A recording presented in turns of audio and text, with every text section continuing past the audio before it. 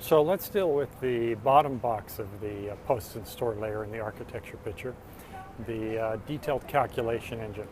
Detailed calculation engine is more geared towards what I call those analytical processes, generating analytical events. In one of my prior videos, I just recently talked about those analytical events. Typically are snapshot approaches to problems where the value of having the ins and outs, the flow of data between posting periods is of marginal interest and marginal benefit.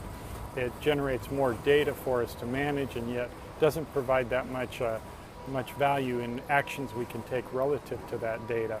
And so the detailed calculation engine is built for this kind of process. Typically the detailed calculation would pull balances as of a point in time from the instrument ledger. It may also pull transaction detail, though. It doesn't have to be just balances, but whatever level of detail required to do the calculation and perform those calculations against it. There's typically needs to be a set of rules that can be managed, similar to what happens for the interface processes where you have table-based and if-then-else based rules, allowing for the selection criteria of what balances and what data to pull from the instrument ledger to do the analytical process, to change those over time.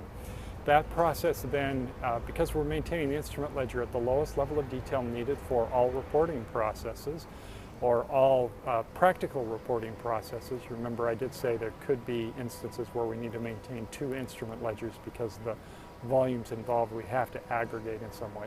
So, but we're pulling that detail in to do our calculation and our detailed analytics process against it.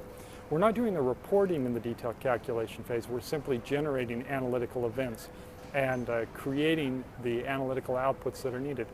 These sorts of processes can be much longer than is depicted on this slide, as I've noted in the length of data supply chain discussion, that this process, for example, for risk-based analysis is very long. It's a very long tail that goes on many different steps in order to get to the right analytical outputs that are required for the reporting process.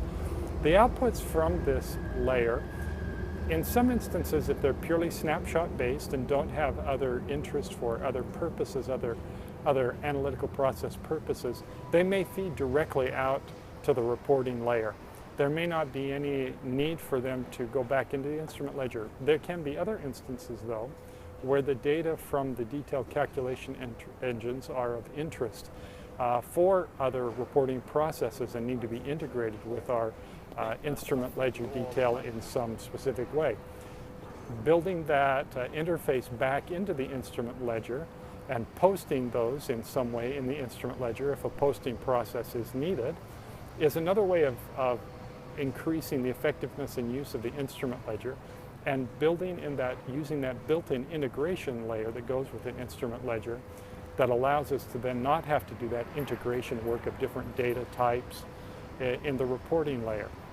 So our detailed calculation engine can be various sorts of processes. It could be allocations, it can be funds transfer pricing, can be modeling and risk and analytical reporting processes, what-if scenarios, forward calculations. Those kinds of things are all possible potential uses for the detailed calculation engine.